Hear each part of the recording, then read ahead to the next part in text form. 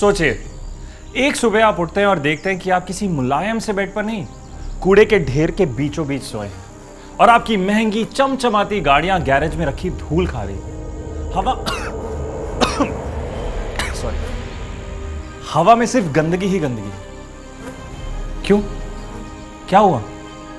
सोचकर ही पैरों तले जमीन खिसक गई ना? लेकिन अगर हम ऐसे ही हमारे प्राकृतिक संसाधनों का उपयोग, मेरा मतलब है दुरुपयोग करते रहें, तो ये दिन दूर नहीं।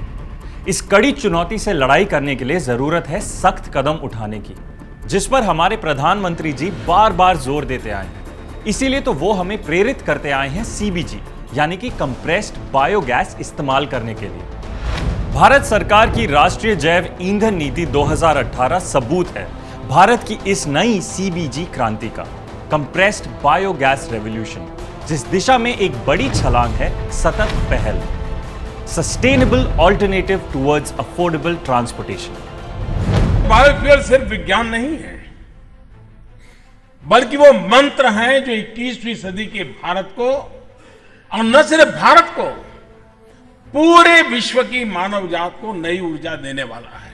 बायोफ्यूल यानी फसलों से निकला ईंधन, फसल के अवशेष से निकला ईंधन, कूड़े कचरे से निकला ईंधन, ये भारत के गांव से लेकर शहर तक के जीवन को बदलने वाला है, बेहतर बनाने वाला है। पीएम के इसी विजन को अपना लक्ष्य बनाकर केंद्रीय पेट्रोलियम और प्राकृतिक गैस एवं कौशल विकास और उद्यमिता मंत्री श्री धर्मेंद्र प्रधान ने की है शुरुआत सतत पहल की। स्वच्छता ही सेवा पखवाड़े में लॉन्च की जा रही ये पहल महात्मा गांधी के स्वच्छ भारत का सपना साकार करने की दिशा में एक बड़ा कदम है, जिसमें कचरा, कूड़ा, पशुमल और फसलों के वेस्ट से होगा बड़े स्तर पर स्वच्छ हरित ईंधन का सृजन।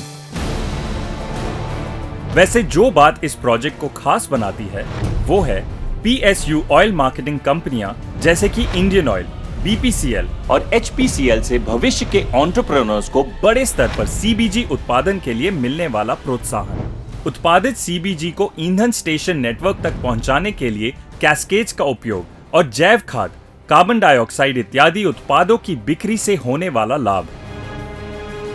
वैसे एक अनुमान के अनुसार भारत में विभिन्न स्रोतों से उत्पादित की जाने वाली सीबीजी यानी कंप्रेस्ड बायोगैस की प्रतिवर्ष क्षमता है 62 मिलियन टन और देश में है 1500 सीएनजी स्टेशन जो दे रहे हैं 32 लाख वाहनों को अपनी सेवाएं।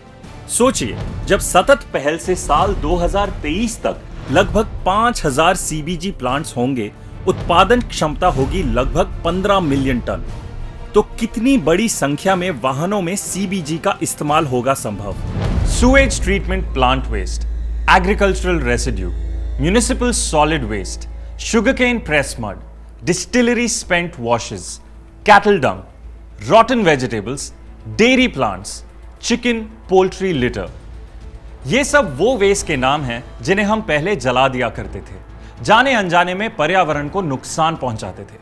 सोचिए, अब इसी वेस्ट से होगा सीबीजी यानी कंप्रेस्ड बायोगैस का उत्पादन, और आने वाले समय में ओएमसी फ्यूल स्टेशंस के अलावा सीजीडी पाइपलाइंस के द्वारा भी वितरण संभव हो और सीबीजी की आपूर्ति बढ़े। इसीलिए सीबीजी नेटवर्क को सिटी गैस वितरण नेटवर्क से जोड़ने का भी प्लान है ना कमाल? मतलब आज जो कचरा है, कल वही गाड़ियों में फ्यूल बन के दौड़ेगा और होगी कच्चे तेल की खरीदी पर खर्च होने वाली विदेशी मुद्रा की बचत। इसके अलावा भी प्राकृतिक गैस और कच्चे तेल का आयात घटेगा। उद्यमिता, ग्रामीण अर्थव्यवस्था और रोजगार बढ़ेंगे, किसानों की होगी अधिक आय, कार्बन लेवल होगा कम और हां, सबसे बढ़कर पर्यावरण होगा स्वच्छ। तो आइए आज हम और आप भी इस सतत पहल का हिस्सा बनते हैं और लिखते हैं किस्सा नए भारत का। सतत पहल, sustainable alternative towards affordable transportation. जय हिंद।